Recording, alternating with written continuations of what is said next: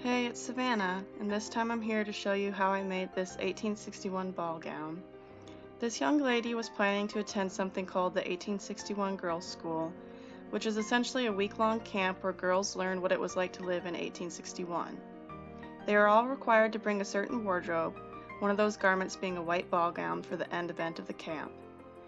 So I wanted this dress to be relatively historically accurate, therefore I decided to draft the pattern from Patterns of Fashion 2 by Janet Arnold. So in this video I'm going to show the whole patterning process because I feel like it would be helpful for those of you who maybe don't know how to draft a pattern from a grid. Also, it shows how imperfect the patterning process can be. I am by no means an expert, and most of my patterning is simply trial by error. To begin, I start by grabbing my handy poster board with a 1-inch grid drawn over it. I lay my pieces of wax paper over it and tape them together to make a bigger width of paper. I then cut out the length and the width of the first piece. I like to start with the pieces that follow the grid first to get started. This process is essentially just copying the pieces from the smaller book's grid onto my larger 1-inch grid. I like to use a pencil at first, then go back over the final lines with a marker.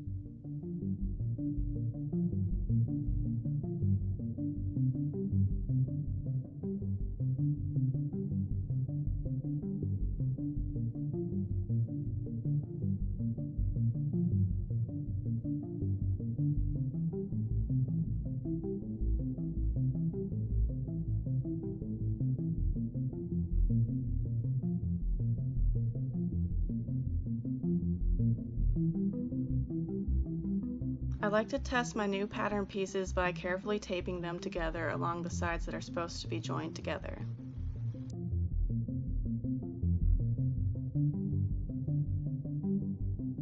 Here you can see that I made a mistake on the side front and side back. I didn't know which one was the real problem, so I waited to put it on the mannequin to find out. Now I wanted to test the pattern on my mannequin set to the recipient's measurements. The patterns from Patterns of Fashion are taken from antique garments, so they rarely fit the person that you're trying to fit the first time. I decided to try and fix the side front and the side back. It looks like the side front was the one that was too short.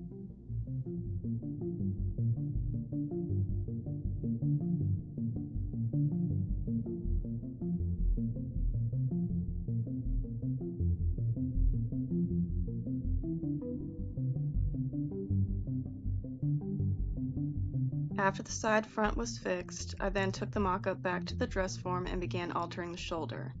The rules for the school dictated that the ball gowns needed to have a wide neckline, but they should not be off the shoulder, so it was important to make sure that the shoulder and the neckline were fitted with that in mind. Looking back on the footage now, I wish that I had actually amended the waist first, since changing the waist will change all of the angles up top. The dress still turned out fine, this is just my observations looking back on the video. To fix the waist, I untaped the side seams and pinned the center front and back of the bodice to the center front and back of the dress form. I then added the width to the pattern at the side waist to preserve the front and back lines of the bodice.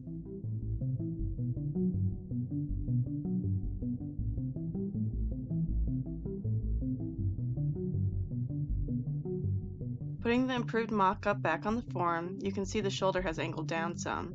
The bust still fits pretty well, and the waist is now fitting. However, the bodice is still too short for the measurements I needed. So using my tape measure, I marked a line as level as I could around the pattern. I then used this as a slash line to add about 1 inch of height to my bodice.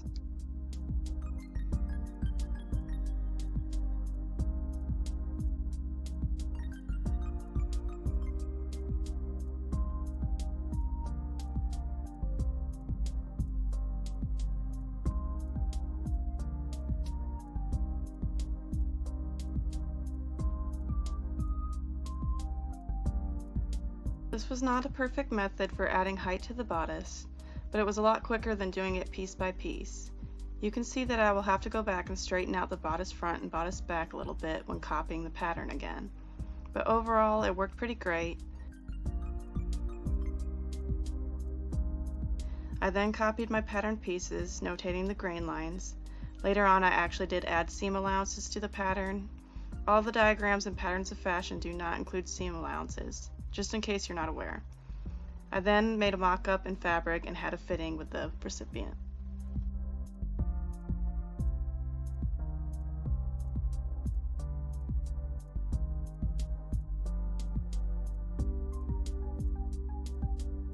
I did not film the fitting, but overall the pattern worked well. The main goal was just to add a little extra room to the bodice. It fit well for now, but since this young lady is still a teen, they wanted the dress to have a little extra room for growing. Now it was time to finally make the dress. I decided to hand sew this dress, which was a bit of a challenge since the camp had been canceled and then uncanceled due to issues with the post-pandemic times. I actually only had 4 weeks to finish the pattern, fit, and then sew the dress. For the fabrics, we decided to go with a white silk tissue taffeta and a cotton sateen lining. I started off by blocking out the skirt portion of the gown. The skirt was to be made up of 2 large rectangular pieces. I measured the hoop skirt the dress would be worn over, taking its largest circumference and then the length from the waist to the floor. I then added a few extra inches for ease in the width, and an inch of ease to the height, as well as a few extra inches for the hem. I started out by ironing the fabrics. The cotton sateen came in a width that was much wider than the silk. I was actually able to use the sateen's width for one panel of the skirt, and the height of the silk just barely worked for the waist to floor measurements for the skirt. This really made the most out of the silk yardage since we were working on a budget. I matched up the sides of the fabrics using a running stitch, and then combined them so that they were flat lined together. After I had the 2 skirt panels assembled, I used a yardstick to draw chalk lines for my seams. I also pre-marked where the pocket openings would be placed so I didn't waste any time sewing them up. I then began seaming the skirt together with a back stitch.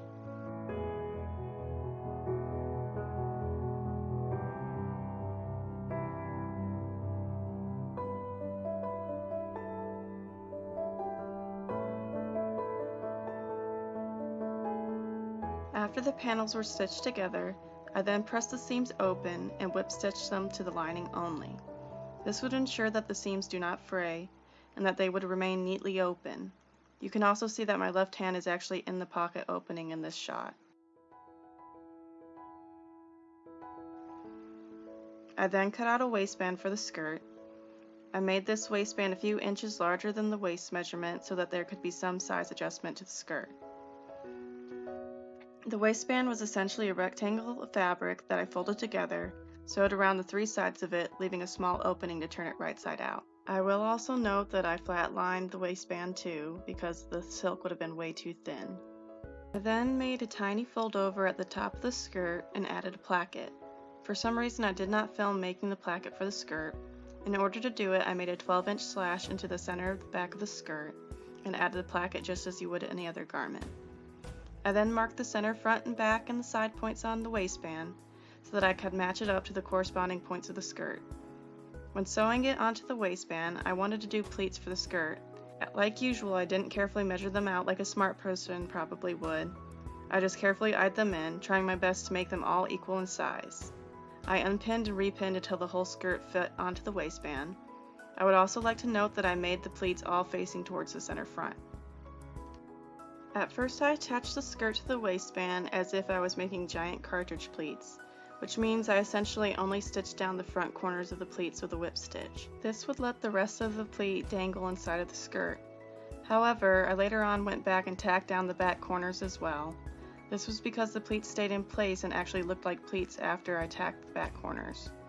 Without tacking them, the pleats would just kind of fold in whichever way they wanted to.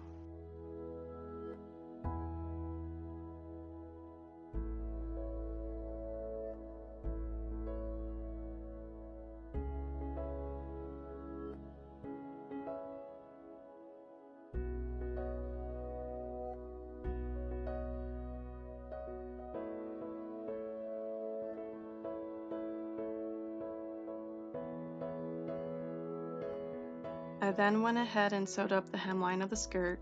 This was achieved by folding the skirt hem under about 1/2 inch and then again by 2 inches so that I could have a double folded hem. I then just used whip stitches to tack the hem to the sateen only. Then added a couple of rows of skirt hooks to the waistband. This would allow some size adjustment to the skirt. I also added a hook and bar to keep the placket closed. Lastly, I made some 18th century style pockets by hand and carefully matched up the openings to the openings in the skirt. I then whip stitched those together. At the top of the pockets were pleated to narrow them. I then tacked them to the waistband to support the weight of anything in the pockets.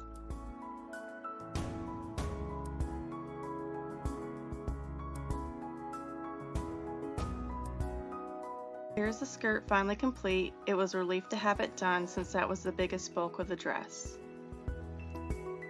Now it was time to get started on the bodice. In this shot you can see that I added seam allowances and extra room to the bodice side seam on the pattern. I cut the bodice from both the silk and the cotton sateen. I do wish that I had made the front piece seam down the front instead of just cutting it on the fold. I was trying to save a little extra time, and even though it doesn't affect the overall shape, a center front seam would have supported the boning a lot better. I then carefully marked out the seam allowances on the lining pieces, and then flatlined all of the bodice pieces together with running and pad stitches.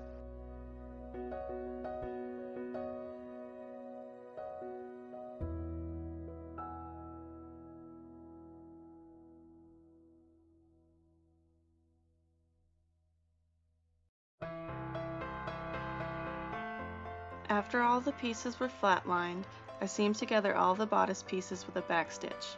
I carefully clipped all of the seams at the curves and corners, then pressed them open and whip stitched them down. I was then able to remove all of the pad stitching.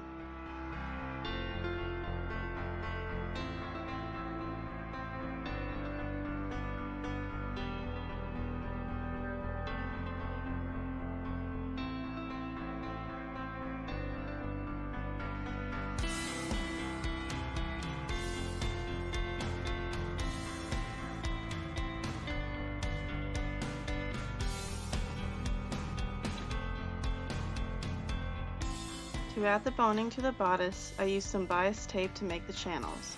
I carefully whip stitched them to the seam allowances on the side front seams. For the center front channel, I actually sewed it to the lining before I flatlined the pieces together. I always make these channels shorter than the bodice so that when I go to sew the piping on, I don't have to sew through all the layers.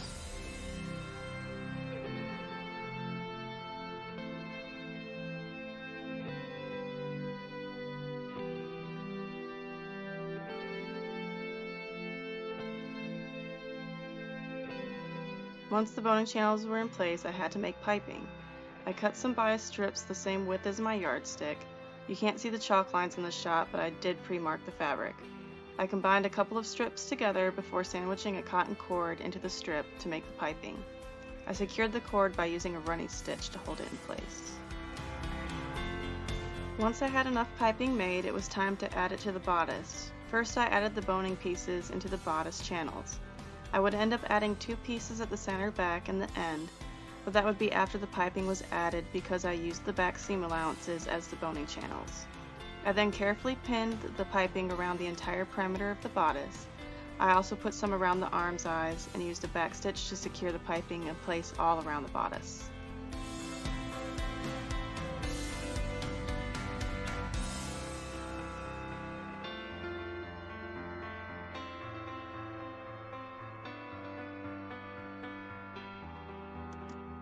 In this shot you can see that all the piping is attached. You can also see how folding the piping down will finish the bodice edges. This also shows how much extra room I added to the bodice. I also planned on adding bust padding, which was very typical for the time period. I will show that process in a minute. First I had to secure the piping edges down. I clipped any of the bodice edge curves that needed to be released in order to let the piping fold back. Then I secured all the piping down with whip stitches.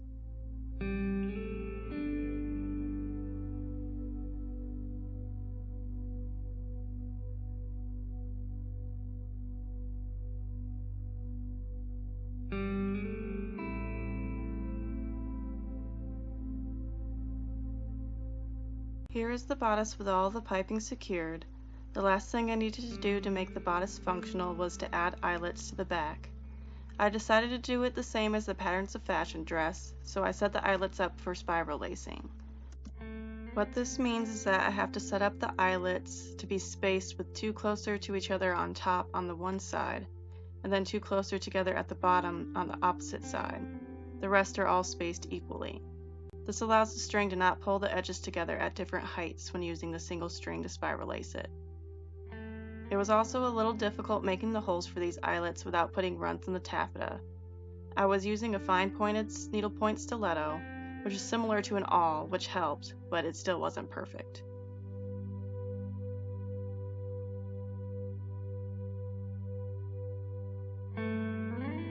Here is the spiral lacing in action. The advantage to spiral lacing is that it allows the bodice to be held together with a lot less string, and it also allows the edges of the bodice to actually butt up next to each other, which you don't get in cross lacing. Now it was time to add the bell-shaped short sleeves to the bodice. I decided to use 2 layers of silk for the sleeves since the undersides would likely be seen. I cut the 2 pieces for each sleeve and then sewed the bottom edges of the sleeves together. I then flipped them right side out. I didn't get footage of that part for some reason, but I used a running stitch to secure the top edge and then sewed the short sides together. I then pressed the seams open and whip stitched them down. Then pleated the top edge of the sleeve into the armscye of the bodice. I then sewed the sleeves onto the bodice using the channel between the piping and the bodice to hide my stitching. I whipped the sleeve seam allowances down to the seam allowances in the piping of the bodice. Here are the finished little bell sleeves attached to the bodice.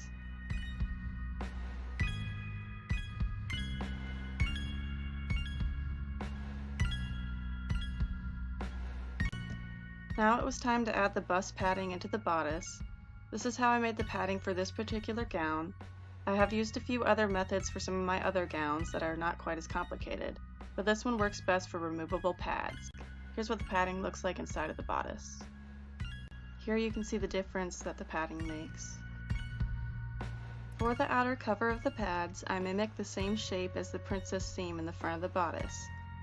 I sewed these 2 pieces together, then clipped the seams and pressed them open.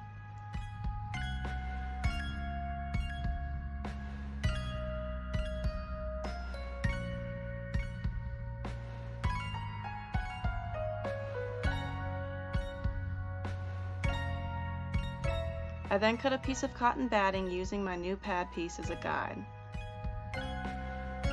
I then trimmed the seam allowances off this piece. Yes, this does create waste, but I have since made myself pattern pieces for this process so that I can cut them out at their final sizes the first time. I then cut out multiple pieces that get gradually bigger so that I have several layers that make a shape kind of like a tiered pyramid. I also cut out one more piece the same size as the first bit of batting.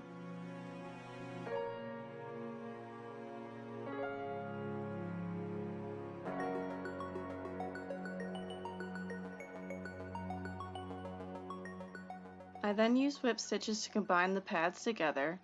I also like to press up on the center of the pads as I stitch so that the pads naturally start to curve.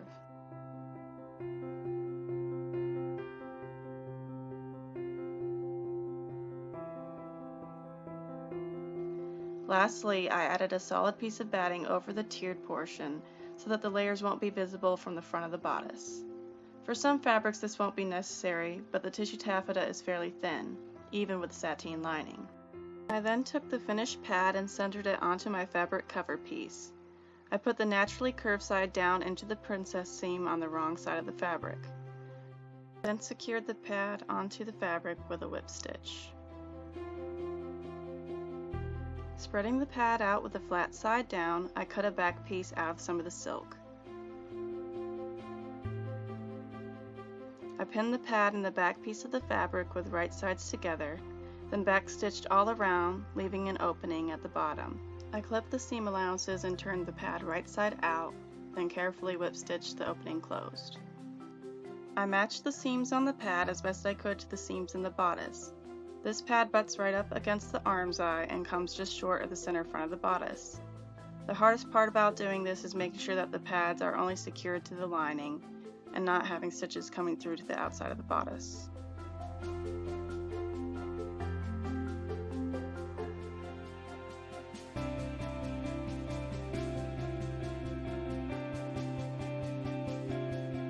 Here's the bodice with both pads installed. Now it was time to add a few simple decorations to the dress. I wanted to add a Bertha collar similar to the one in the Patterns of Fashion. I found a pretty simple way to do this by just using a base piece of fabric and some bias strips. I will put the link of the tutorial in the description if I can find it again. It has been a few years since I made this dress. I started with a heavily starched piece of cotton and cut the base pieces of the collar out of it.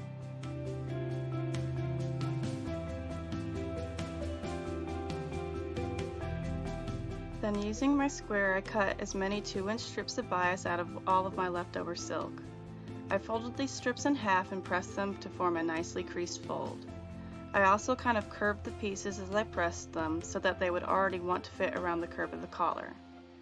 The first strips get put onto the collar by fitting the base piece inside of the strip so that the raw edge of the base piece is fully encased inside.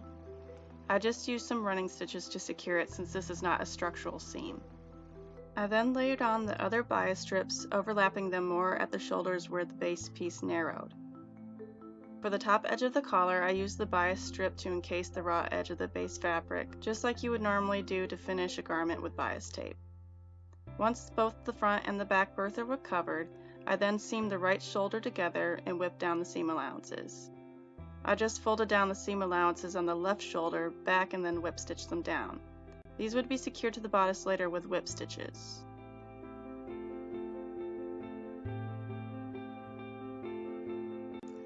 I then carefully secured the bertha collars to the rest of the bodice with a whip stitch going around the piping. I then used some paper flowers to make some simple decorations for the bodice. I mounted these on safety pins so that they could be taken on and off for storage. Lastly, I added some hooks and bars to keep the skirt and bodice attached to each other so that they stayed together whilst dancing and moving. I also added some to the left edge of the bertha collar to make a functional opening. Finally, the dress was finished, and it was done just in time about a week before the event.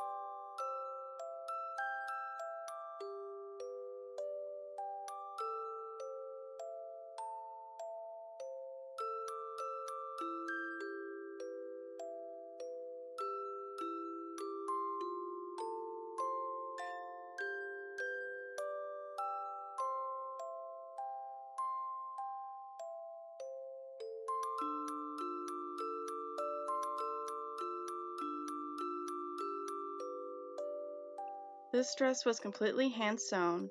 It took me 91 hours spanning over 16 days to complete. This time does not include making the pattern or the mock-up. Let me know what you think. I thought it turned out simply elegant for the time and budget we had to make it. We also ended up making this young lady a second ball gown this past year. It was not hand-sewn but turned out just as nice. Until next time, thanks for watching.